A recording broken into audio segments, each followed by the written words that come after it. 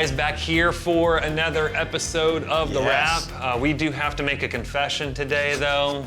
We wondered how long we should go with this, and Levi, being the conscience of the two of us, said we probably should just we should out ourselves right now at this very point. As you can see, and you probably don't even really notice this every single week, but we have these mics sitting here. And for the previous, we're episode 17 now. Yeah. The previous 16 episodes, these things have done something and they have functioned. Yeah. But as you can see today, there ain't no cord on these mics today. So they are merely here for form. Yes. Not function. Because we've always had these mics here. They've been with us for 16 episodes. We felt like they needed to continue on. I feel like this could be a very good episode and start of an episode on religious tradition. Yeah, right? Religious tradition. We should do a rap episode called Religious Tradition and Trinkets. Try to say that 10 times. Yes, religious. I like that. This is our religious trinket right here. We are stuck with these microphones. They are here forevermore until there is no more rap, which we hope never happens. Right. We want the rap to continue to live on. We know that you do too. We know that there are some of you that are tuning in. There are many of you that are tuning in to listen to this, maybe not every week, but very often. And so we're honored by that you would continue to tune in and listen to two knuckleheads talk. I mean, that's really all we're doing here, folks. We upgraded to We did. We mic packs. upgraded to mic packs for today. So I tell you guys, this is going places. It's going places until somebody accidentally turns off the sound booth in the other room. Exactly. Then it's going to come to a screeching Then it's going to crash. It's going to come down like a house of cards. Good segue. Good segue. Good Awesome segue. It's going to collapse and crumble. Good segue for what we're talking about today. This will be our last rap episode that we're talking about the Sermon on the Mount. Right. This will not be our last rap episode. Period. No, just the last one on the Sermon on the Mount, because we have ended that series, and you are listening kind of to the 7th rap episode on that. Did you about to say rap-episode? We should have started calling it rap-episode, couldn't we? 17. They have webisodes, don't they? They do. Have webisodes? We're calling this the rap-episode, number 17. Take 2. Here we go. So like I said, we are going to talk today about Jesus' final parable that he gives in this Sermon on the Mount, which we commonly would call wise builder, foolish builder. If you spent any time in the church, and especially if you grew up in the church, spent time even in children's church, you know the song. You know the song about the wise man built his house upon the rock. Yeah, you know that song. It's a great one. Yeah, it's going to be stuck in my head all day long. Exactly. Now it's going to be stuck in our heads. It's stuck in your head now, we hope, as well, too. I hope we don't get our first copyright infringement for that. Well, we've had some copyright infringements, not for rap, but for other stuff. I swear we're not bad people. No, we've got the rights. We have the rights. We have the rights. Anyways, we're talking about this. It's not just a cute little kid song, though. Right. It has some massive truth, some weighty truth in this story, which essentially Jesus says this. And this is really the genesis of it all. This is the heart, not only of this particular part of the Sermon on the Mount. I think it really is the heart of the whole Sermon on the Mount. Yeah. Well, this is the moment of truth. It is. This is Jesus' climax moment here, but it ends on a pretty depressing note. It actually does. And he says this: anyone who listens to my teaching and does that, and obeys it and follows through on it, is like a wise man who builds his house upon the rock. When the winds and the rains and the storms come in life, it will beat against that house, but it won't knock it down because it's built on bedrock. Right. But someone who doesn't, maybe they do listen to the words, but they don't follow and obey the words, it's like a foolish man who builds his house upon the sand. When the rains and the winds and the floods come, that house will collapse with a crash. Hence the way we started everything in saying that it would, our rap would come down with a mighty crash. This is what Jesus says here in Matthew chapter 7 at the end of it, verses 24 through 27. And there's a little bit more that we'll tack on here at the end in verses 28 and 29. But just let me hear kind of your reflections on what Jesus is saying here and what it really means in using this parable and him ending the Sermon on the Mount this way. I almost liken this to Jesus' altar call here. We always end a service with some sort of call to response. And I feel like this is a decision moment. And this is Jesus' decision moment at the end of this Sermon on the Mount, where he's like, okay, you've heard all this stuff. This is what you need to be doing. Now what are you going to do with it? Yeah. right? You could either put it into action, build your house on the rock.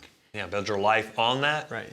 or not, Or not. and there will be some dire consequences because of it. And what really, and I think he's liking that to the Pharisees and Sadducees who didn't build their house on that rock. they look good. They look good, and a house can look good for a while with no bedrock underneath it, right? Yeah. Like, it's eventually going to show the weaknesses of that. Yeah, and to press it a little further, what Jesus is saying, it doesn't matter how much you listen to it, how much you may even believe it, how much you may sing about it, how much you may celebrate it. If you don't do it, it doesn't matter. It doesn't matter squat, zilch, zero. That's pretty heavy stuff there, because by and large, the church sometimes is built on the fact that if I just show up, and if I just celebrate this and I just talk about it enough, it'll make it look like that I'm really into this and I'm really obeying this, where all the time you're not obeying it one iota. Right. You're just merely listening to it.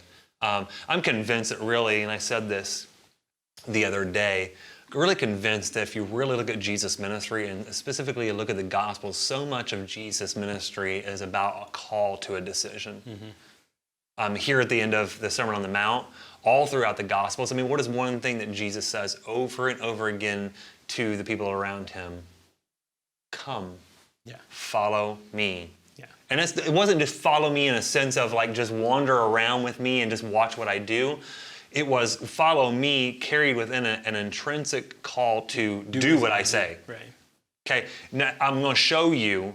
Now you do as I do. And that's one of the things that I think is a hallmark of Jesus and what sets him apart from any other religious leader. And he's more than a religious leader, obviously. But this is what distinguishes and defines, I think, Jesus and Christianity, is that Jesus always set something out, but Jesus always went there first before he asked people to do things. Yeah. Always. I mean, I defy you, find a place in Scripture where he calls you to something very difficult and hard, and then you won't be able to look back in his life and be like, he already did that. Yeah. So it's not the typical case of, Jesus says about the Pharisees. Basically, he says this, and I think we've talked about this in the previous weeks. Do what they say, because what they're saying is not bad, but just don't do what they do, because what they're doing is false and phony. And so I think that Jesus tries to set himself apart, or I don't know if he tries to, but he comes across in this way that Jesus is unique from the religious leaders of his day, and that he did what he said. Well, and you see that with the people's response to Jesus' teaching, because they are in awe of, he teaches with such authority. Yeah, which is the end of what I said we come to later. Verses 28 and 29, it says that when Jesus finished saying all of these things, the people were in awe. They were astonished by what they heard, because he taught like one with real and true authority. Yeah. And I always say that he taught with authority because, number one, he was God. Right, because in flesh. Right. He had that authority, but I think he also had authority because he walked that path before he called somebody else to walk it. Yeah. Everything that Jesus calls us to do that we think is so impossible that's not able to happen, Jesus has already done. And again, let's not forget and remind ourselves that Jesus didn't do that because he was God. He was 100% God, but he was also 100% human. Right. And he did those things out of his and in his humanity. And so for us to say, well, we can't do that, we can't walk that path, we can. Yeah. And we can do it because Jesus has done it. He's gone before us in that. That's what I think gives us supreme confidence in Jesus, is like he's already been there. For him to ask us to sacrifice our lives and to deny ourselves, that'd be like, that's a really hard call, especially in our day and age. It's because he's done it. Yeah. That was his very mission and kind of earth. He's done it, and he's done it for us. He's done it for us. He came to this earth to save mankind, and he laid down his life, laid down all of his rights and his privileges to be able to save us. Yeah. And to bring salvation to us. And so, I mean, it's just like, how could we not try to emulate this in some way? And we're flawed, and we're feeble, and we mess that up a lot, but we continue to strive for that because Jesus has already walked that path. Yeah. And to me, that just gives me so much supreme confidence in him, and what he calls us to. It's like That's the person that I want to follow, is someone who has already walked that path, who already has experience, who is practicing what they're preaching. It's like going on a trip into a jungle, right? Like, you're not going to want to go with somebody who's like, I've never done this before, but bear with me, guys. We'll figure this out. We'll figure this out. Yeah. Whereas Jesus comes in and be like, I've been the path, I've walked the path, I know the path. Yeah. And when he says, follow me, like, yes, sir. I think this would probably be the Yeah. best person that we could follow for sure. He experienced everything that we have or ever will experience in his humanity. Yeah. And that's why we follow him with all confidence and with all faith. And so what are things you take away from this call that Jesus gives to build our life on rock instead of this sandy, silty, shifting kind of stuff in our life? Well, anytime that I think of that metaphor of like building a house and making sure that you have a good foundation, it takes a lot longer. Right? It's not a quick, we're going to just put it up and boom. You've got to make sure you're at the right spot. You've got to make sure that you've, leveled it out. You've got to make sure that you've got that base part right. Yeah. And it's a process. Yeah. And I think that we tend to feel like we need to like accept Christ and then become the super Christian all of a sudden. Yeah. When what he's just asking us is continue to try and to grow in that relationship. Consistently continuing in that direction that you're going. I'm reminded of a good illustration of this is if you don't think, and again, I'm not a home builder. I don't regularly go out every single day and pour foundations for homes. But I was on a mission trip when I was in college with my campus ministry, and we were in Haiti. And literally all we did for the time that we were in Haiti, and this just like is the quintessential mission trip experience as far as I'm concerned, we were out in the blazing hot sun all day long, digging trenches to put footers down for a new building that they're getting ready to construct. And do you know all that we had to do this with? A pickaxe and a long iron bar. That was it. I kid you not. We had no more tools than that. And shovels, I'm sorry. We had shovels as well. You're like, really hard. That was really hard. Yeah. Pickaxes, long iron bar to break things up, and shovels to scoop out the dirt that we broke up. That's it. And so I know, beyond a shadow of a doubt, I don't do it every day, but I've done it for 1 week plus in my life. It's a process. Building or digging to establish a really strong and true foundation is incredibly... And that probably took them at least as long, if not longer, than putting up the walls. Oh, yeah. I mean, like I said, we were there on the mission trip for over a week. I think it was like a 10-day, 14-day mission trip. We spent a good portion of our time out there digging those footers for that foundation. Yeah. It's incredible. And that's why I was saying the other day in my sermon, can you imagine how much of a pain in the neck it had to be in ancient Israel without the help of modern tools and stuff to be able to dig for foundation? I was looking it up and found some information that said that in many places, people would have to dig sometimes up to 10 feet into the ground to hit bedrock. Because that region is made up mostly of sand. Yeah. And so that's the thing about it, though. That's what Jesus would say. Again, flashing back a little bit to what Jesus says in Matthew 7:13 and 14. Wide road, narrow road. Wide gate, narrow gate. That's why Jesus says there are so many people who will not find this narrow gate to get on this narrow road because they just don't want to give the time to it. They want to give the effort. They don't want to expend all of that effort on doing something when you can just go the easy way. Yeah. And that's, this is what Jesus is trying to make the point. It's not really about building houses in the end. It's about building a life. Yeah. And building a life requires a lot of intentional, back-breaking, painstaking effort and work. Yeah. We've said this a lot, I feel, over the last few weeks, not only in here, but also on Sunday mornings, that being a Christian is not easy. It demands a lot. If we're truly living as a disciple of Jesus, it demands a lot of us. But that's what Jesus asks. I brought it up on Sunday, but I always think of the Eugene Peterson book, A Long Obedience in the Same Direction. It's all about the life of being a disciple of Jesus. It's not about flash. It's not about bang. It's not about the moment. It's not about throwing things up really quick.